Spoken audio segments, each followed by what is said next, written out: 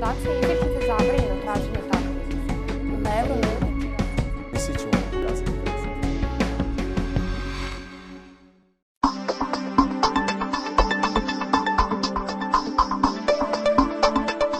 Kancelarija za mlade je osnovana 2009. godine. 6. jula smo proslavili 7 godina postojanja.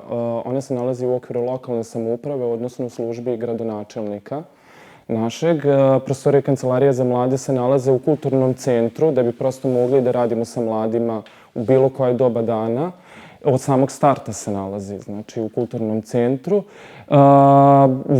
Aktivisti, to jest mladi koji su aktivni pri Kancelarije za mlade, variraju od godine do godine. Trenutno imamo 20 onako najaktivnijih mladih, ali dešavalo se, znači, da ih bude i 50. Znači, to sve zavisi od generacije do generacije.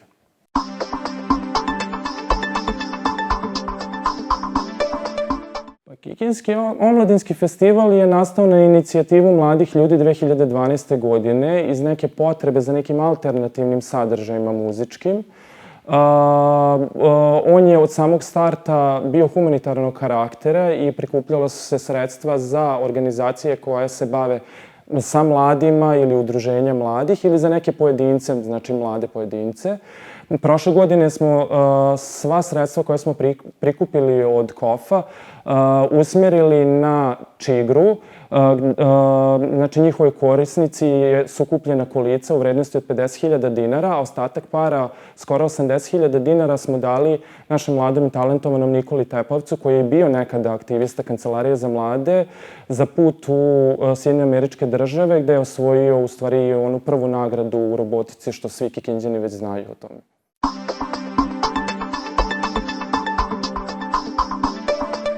Ovogodišnji festival, znači, počinje u petak 22. jula sa programom na Gradskom trgu, gde će lokalni DJ u stvari puštati muziku od 8 časova. Kasnije se nastavlja u dvorištu Kulturnog centra u 22 časa, gde, znači, mlada temišvarska zvezda, reggae zvezda, Mega Dila ima svoj nastup. Takođe, u petak još nastupaju i Beograđani Prti BG, jako popularni među mladim ljudima, hip-hop sastav Stereo Banane iz Niša i Ubivaj Records, dizajneri zvuka iz Novog Sada. U subotu se nastavlja program.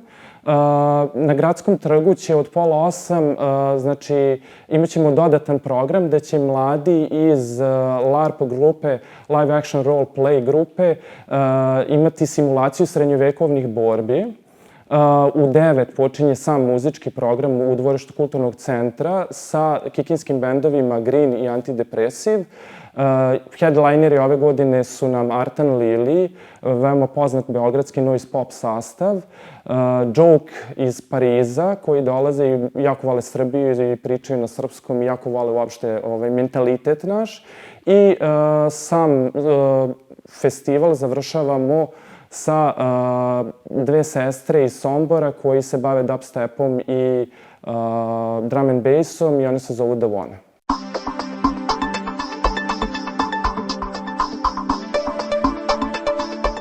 Kancelarija za mlade svake godine ima svoj program koji realizuje, ali takođe i dosta stvari radi u partnerstvima sa udruženjima i organizacijama, što u Kikindi, što na nivou same Republike. Ono što je ostalo od programa za Kancelariju za mlade je obeležavanje Međunarodnog dana mladih 12. augusta i pripremamo neku jam session svirku gde će mladi muzičari moći da dođu i da samo uzmu instrumente u ruke i da džemuju, što kažu popularno mladi.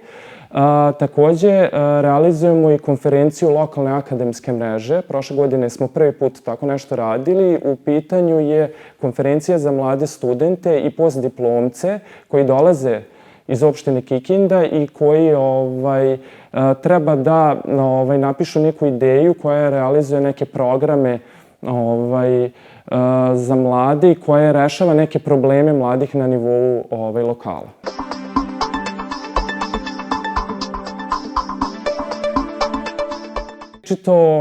Večiti odgovor na to pitanje je nezaposlenost mladih i ono što Kancelarija za mlade radi je da stupa u partnerstva i kontakte sa raznim institucijama na lokalu kako bi im pomogla u tome da se što bolje, na primjer, prezentuju poslodavcima i organizuju se razne radionice, edukacije na tu temu. Takođe, mladi su malo sad da li sa napretkom tehnologije postali apatični i nezainteresovani, tako da ono što mi radimo je pokušavamo da ih zainteresujemo, da ih aktiviramo, da se uključe i da prosto steknu neka iskustva pre samog odlaska na zavod kako bi imali